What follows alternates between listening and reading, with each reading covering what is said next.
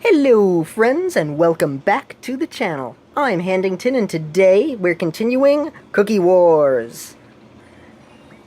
The adventurer boots.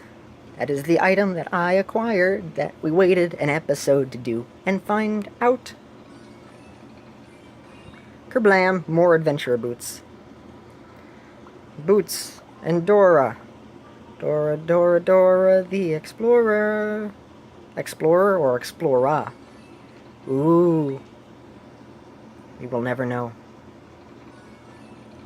Also, I continuously make Dora references while playing Cookie Run related games.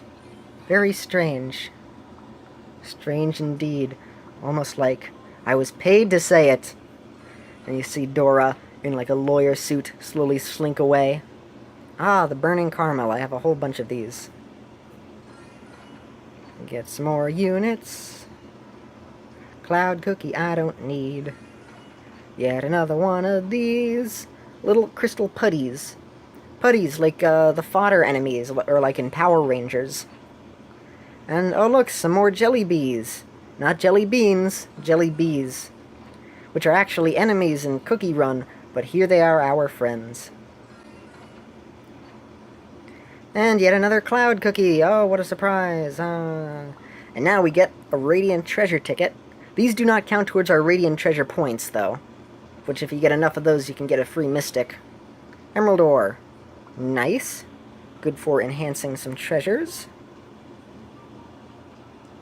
Let's see. Let me see, what shall we do today? What will we figure out? I know. We'll finally do the episode where I introduce you to all of the different cookies that I have so far. So, I actually have yet to read all of their stories. But this way, this will finally be me explaining things to you with what each of them do. So Fairy Cookie flies, it's a ranged attack and also heals nearby units, whenever you bring it out and whenever it dies. So it's sort of like a healer. So you place Fairy Cookie down, you place Angel Cookie down, then she's able to heal upon, wherever you place her, you'll want to do it where you have a whole bunch of troops.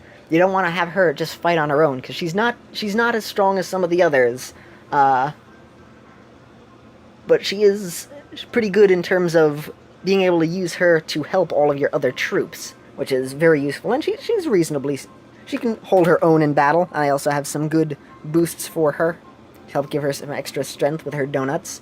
I'm not going to reveal the donuts to you, because in case any of you watch this to then beat me in PvP mode, even though, you can't actually see me, I want to have some secrets. I want to have some donut-related secrets, so that this way you won't see all of my strategies. But, equip donuts that you think will be useful to ya. So, with story mode, Angel Cookie is slowly mastering the art of flying. For now, it merely hovers a teeny tiny bit above the ground. I want to fly higher! And she does better healing when she has the Angel Grade Cookie. Buy? I didn't know you can buy their combi pet. Interesting. Wait, can you? Buy Celestial Star? I didn't know I could purchase a pet or a thing specifically from them. Can I do that with the pets? Alright, hold on. Hold on just a second. Nah, can't do it with the units, only with the pets. Darn. Wizard Cookie is strong, summons a whole pile of lightning over and over. Basically, his spell is like using the lightning spell on things and is super strong. And then it's able to attack multiple enemies with its special skill. The special skill that gets done either when a certain situation arises or as its first attack, basically. So Wizard Cookie's thing is, Wizard Cookie came to possess the witch's candy wand by accident. Or not. Maybe he stole it. Within it, he discovered unique magical powers. His popping candy ice cream cone hat is the finishing touch to his wizard look. I need to cool off my head to use magic. That's right, he is an ice cream cookie. Even though, because wizard is not a flavor. Unless I guess you're in the Harry Potter universe. The Harry Potter universe, in which it could quite possibly be a flavor. Anyway, So, Wizard is pretty strong. Also, if multiple cookies exist in this world, it's like he stole the witch's magical candy wand. I guess she just has tons of magical candy wands, and every time she bakes a wizard cookie, each cookie steals it. Which is kind of confusing, because there's... I mean, in the lore of this game alone, it's confirmed that there's multiple copies of cookies. But some cookies have said how they were, like, specially made, or they were cooked a little bit too long, and that's how they were created, like they were unique or something. But no, this is multiple uniqueness that happens, I guess. This is Cheerleader Cookie, another fantastic one to have on your team. Attacks nearby enemies with the cheerleading equipment, basically just a basic attacker, but her special skill summons 3 melee cheerleaders at given intervals. So when you send her out, she basically becomes 4 cookies in one. 4 for the price of 1 cookie, which is fantastic. Now, the way to help balance her out is that the 3 that she summons are only able to be on the field for a short time before they expire, though they can also be attacked and hurt and weakened to expire even faster. But they will disappear, and she's able to summon a whole pile of extra ones. Usually you're only able to get out 1 before she and everybody else dies, but if she happens to stay alive long enough, it's possible she could send out another team of 3 cookies. So it ends up being a whole squad of 4 cookies, which is fantastic. Fresh lemon juice and mints were used to bake Cheerleader Cookie. Her sunny and cheerful personalities energized cookie crowds better than anything else. Go Cookies! She's super awesome because she's not one of those mean or catty cheerleaders. She's just, like, really supportive and wonderful and sweet, which is wonderful and sweet, if you didn't know. Now, Pirate Cookie is a really good cookie to have as well, because just like Cheerleader, he's relatively cheap in terms of mana, and then he's able to give you a whole pile of extra, or he'll give you an extra unit. Basically, he attacks people normally. He does a pretty good amount of damage, actually. Attacks very slowly, though. But what happens is he'll come back as a ghost. So he's sort of like you send him out, and then after he dies, which is good for insta-kill attacks as well. If somebody sends out an insta-kill attack and kills Pirate Cookie immediately, then he can pop out again, and then he becomes a ghost. And the ghost acts sort of like the summon unit that Cheerleader Cookie has, where the ghost has a health bar that slowly depletes, and then it'll expire. And the ghost can also be beat up to, what do you call it? It can be beat up so that you can have it run out faster as well.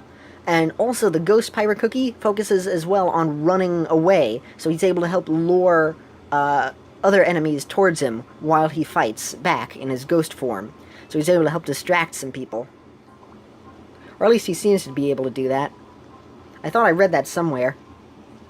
But he's a good cookie to have. I almost forgot to read his description. Sailing across the dark seas, Pirate Cookie learned the miraculous ability to revive as a ghost after death. Arr, pirates never die! And then Biscuit Bunny, who is super weak, but Biscuit Bunny is the cheapest unit that you can send out, only costing 1 mana, which basically restores instantly. Because even though you always start off at 0, it replenishes to 1 super fast. So, it summons 3 adorable Biscuit Bunnies, which is cute, because they are adorable, and I like them. And then sometimes they lick their little paws on the screen here. Will they do it? Come on, little Biscuit Bunny. Oh, he's just twitching his little ears. Alright, I want him to lick his little paw. There we go. Look at it, he licks his little paw. And then this is a bunny troop, which sends out even more bunnies. Oh, they're all licking their paws.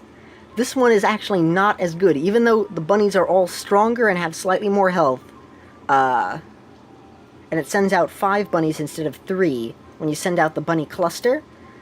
It sort of defeats the whole goodness of having Biscuit Bunny in the first place, because Biscuit Bunny is super cheap and acts as a weak unit that attacks as a whole bunch of things. So sending 1 out counts as 3, and unlike the others, they don't actually expire. So the Biscuit Bunnies are very useful to just have a whole pile of things. They can help block enemies that are running forward, and if something has a strong attack, sort of like Pirate Cookie, but only attacks 1 enemy, then it'll take them 3 hits to kill something that's super weak. Whereas something that has an attack that can kill multiple things, like Strawberry Cookie, she can wipe out all 3 of them at once. And Strawberry Cookie is someone who is weak, or weaker than Pirate Cookie. But by sending them out, you'd have an advantage, and it helps to keep more of the balance of the game. You can also use the Biscuit Bunnies, because as a group of 3, you can also slow down some other units, like the what do you call it, the siege units. I'm able to help defend my base from, or I have been able to help defend my base from a couple of siege units coming towards it on the ground, like the, Ice Cookie, the Snow Sugar Cookie, that was it. Having them all out, the Giant Snow King will have to move around them, and it makes it, stalled a little bit. So, excuse me, since they are so easy to immediately deploy, they end up being decent, and they're decent fighters as well. If you underestimate them, and you just, like, ignore them at your base, I was able to get a win one time because somebody just didn't bother to attack the Biscuit Bunnies, because they were like, oh, it's the Biscuit Bunnies, they're super weak, they're not going to be able to do anything. They just neglected them, and I was able to send them all the way out to the enemy base, because they were interested in defeating mine, and I was able to win by using the Biscuit Bunnies. They are sort of like my Karibo in this. Like in Yu-Gi-Oh!, where Karibo is the weakest monster, but when you use Multiply, which is able to make an infinite amount of weak monsters, you're able to create a whole pile of Karibos that you cannot kill because they're an infinite amount of them, and they have infinite defense, basically. So, if you know how to use it right, the weakest enemies can be very useful. And of course, if you have something that can attack a whole range of things immediately, then they all die, and then poof, that's it. But otherwise, they are super, super cheap and easy to send out, and that's why I love them. When a bunch of these itty-bitty cute Biscuit Bunnies are together, they're pretty strong. Indeed. Behold the face of mightiness. Anyway, here's Angel Cookie again, and Wizard Cookie. I already talked about them, because these are the ones that are selected. And, in this one, Space Donut is actually easier to obtain. In Cookie Run Oven Break, almost no one has it. Almost nobody has Space Donut. Space Donut is super difficult to acquire, because you need to meet 5 people in real life, and then link up using Bluetooth to become friends. And while it's very easy to become friends over the internet, it is not as easy to become friends with people in real life. This is true for normal life as well, but especially for Cookie Run life, because out of all of your friends, how many of them are actually going to want to download this game and then play through the tutorial and get to the point where they can become friends with you just to unlock the donut? Most people won't. Most people are not that nice. My sister won't download the game to help give me an extra point. I actually had downloaded the game on a friend's tablet who had said, sure, do whatever, because we'd been waiting. And then I got through the whole tutorial. I actually recorded the very first part of the tutorial, and that'll be a separate video with the introduction to the game, with the, what do you call them? Ginger Brave at the beginning, and this time I got to click the other option that was on there. So, you'll see a video about that later, but I was able to become friends in real life, sort of, friends with myself, which is sad, but also effective because I need Space Donut. It taunts me. It just sits there in the menu saying, oh, you don't have it yet. I want Space Donut. But here I get to have Space Donut. Space Donut is also pretty good. Slightly more expensive than the others, but reasonably able to deploy. Or, well, let me rephrase that. You can deploy it, and it does a reasonable amount of things. It actually is weaker than the Fairy Cookie, but it does this thing where when you send it out, it'll roll into an enemy and deal a bit of strong damage. It attacks from a distance. Space Donut is okay. So far, because I'm lacking a little bit in some ranged attacks. Well, actually, I'm not lacking a bit in ranged attacks, but my other cookies are a bit stronger. For some reason, whenever I send out Space Donut, I end up doing better. I don't exactly know how. It's stat-wise, it's not necessarily the strongest, but it does well. It's able to attack ground and air. Has good range. It's able to attack from a far distance. Rolls into enemies for a strong first attack. And while it's rolling, I think it's immune to damage, maybe? I don't know. But it's a decent cookie, even though it's not actually a cookie at all. Anywho, it's hard to communicate with this mysterious creature. Plus, it doesn't seem to remember where it came from. And why. Kyukia? Kyukia! Ooh. You can't make this purchase yet. Please check the conditions first. Grade S Space Donut, level 30. Oh, they have to be grade S before I can buy their combi thing. Actually, now that I think about it, Story. I could buy the wizard book. Combi bonus. Special skill damage over time? 84 damage over time. It's actually better than the thing that I have. What do you do as your skill? It's 400 crystals. I could just acquire it. I don't know. I don't want to risk it. I don't want to waste money on buying that purchase. Anyway, so that's the cookie there. And my personal favorite is Fairy Cookie, who is decent in this game, but she deploys fast, she does reasonable damage, she attacks from the sky, is able to attack from a distance, air and ground, a decent amount of HP, and I have given her a whole bunch of extra things to help boost up her HP even more. So I deploy her fast, and everybody's like, oh, Fairy Cookie, she's super weak, but I made her super strong, so that this way she ends up being harder to take out and fast to deploy. That's one of my secrets there. So now you know. And knowing is half the battle.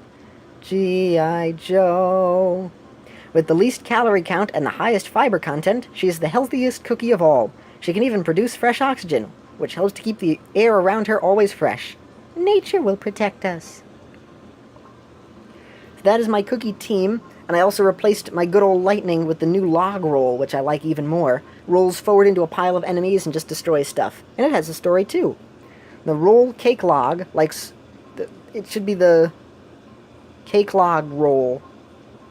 Anyway, it likes rolling around more than anything. Try stopping it from rolling, and you'll see it for yourself. You'll become a pancake. Ha ha ha ha ha. And I got lucky with the, not lucky, but I did some mission or something, and I was able to unlock Moonlight Cookie, who is a mystical cookie. I actually have boosted up my weaker cookies so much that they're actually stronger than she is, technically. Moonlight Cookie's story. Nobody knows more about dreams than the graceful and mystical Moonlight Cookie. Whenever she feels sad, she comes to her faithful friend, the moon. I'm Luna. I'm the moon. Moonlight Cookie is the strongest while she's dreaming. She's strong in your dreams. Ah, that joke wasn't good. The moonlight is beautiful tonight. And that rhymed. We have a whole lot of cookies to get through and a whole lot of time to discuss things. So I'm going to keep talking a little bit, and then I think I'll separate the episodes and continue to just talk about cookie bios even more. I like it. I'm having fun. Now, Little Bo Peach over here, or Little Miss Bowstaff. I never seem to call her Peach Cookie. I always call her by some name because of her bowstaff. She's able to just attack enemies normally, and what she does is she has a strong gust, so she's able to pull enemies towards her immediately. So when you send her out, she's able to just draw a whole bunch of things behind her, which is helpful in the survival modes with the ice cookie units. There's another ice candy cookie, which is different. There's Snow Sugar Cookie. I keep forgetting the name. Bleh. So Snow Sugar Cookie, because it moves by so quickly, you're able to send her out, and if you're lucky, and she targets that one specifically, then she'll be able to pull back that unit, as well as a couple other units around her. Just be able to become an attack sponge, basically. So once you set her in, then everybody immediately goes, gets sucked in by her, and then this is helpful to... If you have like a wall in the middle and you need to pull somebody from one side to the other to let your other troops go, you can send her out and then they'll be pulled aside, and then they'll beat her up, and then she'll end up usually dying soon after. That's why she has tons of health to help take all of that extra damage. And if she happens to live, then she's also a reasonably strong fighter too. So she can be pretty useful. I almost forgot to read her story. 2 of the juiciest peaches in a sunny valley were picked to decorate Peach Cookie. You can always tell where she's been, for she leaves behind a sweet, peachy scent and a few fallen enemies. Gulp, this is nothing. And her pet is a little panda, which is cute.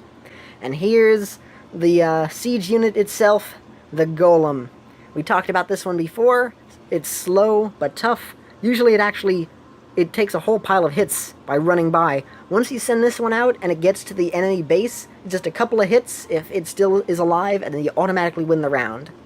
But if you can get it there in time, because otherwise, with a whole bunch of small, weaker units, or even like little bunnies and other pets that will be deployed, they can just stand in front of it, and since it can't attack them, it just gets railed on and then killed pretty easily. So it's a risk-reward sort of thing, and I like it, and I think it's reasonably fair. It has a whole bunch of HP. If you're careful, you can do it. Otherwise, you'll make it a priority.